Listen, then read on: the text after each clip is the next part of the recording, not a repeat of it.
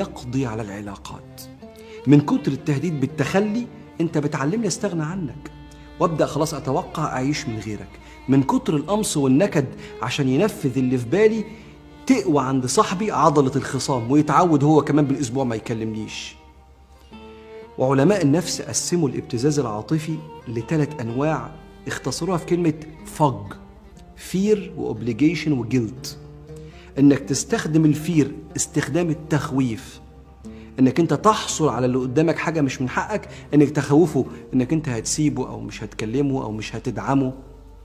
او الاوبليجيشن انك تقنع اللي قدامك بالتزام معين هو مش مطلوب منه، مش فرض عليه، وتلومه انه مش بيعمله. فج FOG، والجي الاخيرة الجلد، انك انت تشعر اللي قدامك بالذنب انه ما تصرفش تصرف معين اصلا مش من حقك انك تطلب منه التصرف ده، مش من حقك تطلب منه التنازل ده.